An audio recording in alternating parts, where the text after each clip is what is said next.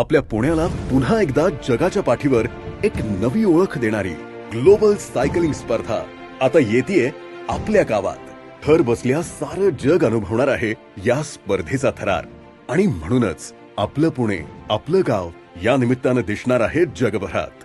या स्पर्धेचं खरं यश आहे तुमच्या प्रत्येकाच्या प्रोत्साहनात, विश्वास देणाऱ्या तुमच्या आवाजात आणि तुमच्या साथीत.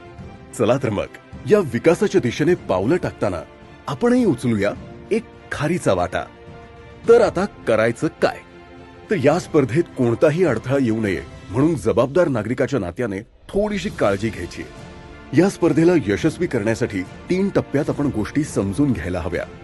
पहिला टप्पा, स्पर्धेची तयारी स्पर्धेच्या आदल्या दिवशीपासून सुरू होणार आहे. तिथे सायकलस्वारांना स्पर्धेत मार्गदर्शन करणारे दिशादर्शक माहिती फलक म्हणजेच साइन बोर्ड्स लावले जातील. या बोर्ड्सची जागा बदलणे किंवा आहे त्या जागी त्या बोर्ड्सना हानी पोचवू नये, कारण दुसऱ्या दिवशीच्या स्पर्धेत याने अडथळा निर्माण होऊ शकतो. दुसरा टप्पा, आता स्पर्धेच्या दिवशी सकाळपासून घ्यायची काळजी. स्पर्धा सुरू होण्याच्या पूर्वी एक महत्वाची गोष्ट लक्षात घेणं गरजेचं आहे आणि ती म्हणजे स्पर्धा सुरू होताच साधारणतः 3 किलोमीटर पर्यंतचा पल्ला हा स्पर्धेचा भाग आहे, ज्यात पोलिसांच्या गाड्या, आपत्कालीन गाड्या, मार्गांची तपासणी करणाऱ्या गाड्या असा मोठा ताफा, त्यानंतर आपले स्पर्धक सायकलिस्ट आणि पुन्हा एकदा मागे गाड्यांचा मोठा ताफा असणार आहे. तेव्हा या काळात इतर वाहतुकीसाठी रस्ता पूर्णपणे बंद आहे. ज्यावेळी पाहणीसाठी पहिल्यांदा पोलिसांच्या व तज्ञांच्या गाड्यांचा ताफा येईल, हीच स्पर्धा सुरू झाल्याची पहिली खूण आणि सूचना असेल.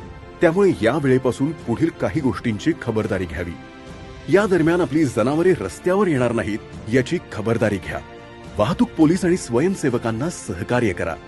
तुमच्या घरासमोर किंवा दुकानासमोर वाळू, खडी किंवा पाणी सांडणार नाही याची काळजी घ्या. कपडे किंवा वाहने धुवू नका. कचरा किंवा पालापाचोळा जाळू नका. घरासमोर रांगोळी किंवा सजावट करू नका, कारण स्पर्धेत यामुळे अडथळा येऊ शकतो.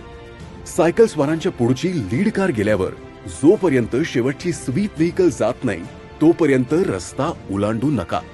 सायकलचा वेग हा ताशी 50 किलोमीटर इतका असतो आणि हे स्पर्धक अत्यंत ध्येयाने स्पर्धेच्या अंतिम दिशेने सायकल पळवत असतात.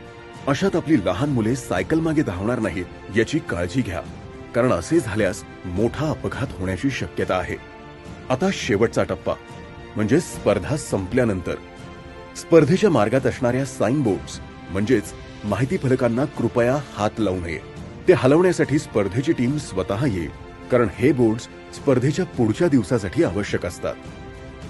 तेव्हा अशा छोट्या छोट्या गोष्टींची जर तुम्ही जबाबदारी घेतलीत तर आपलं पुणे ठरेल अभिमान देशाचा. चला तर मग आता येऊ द्या जगाची वारी, भारतात पुण्याच्या दारी.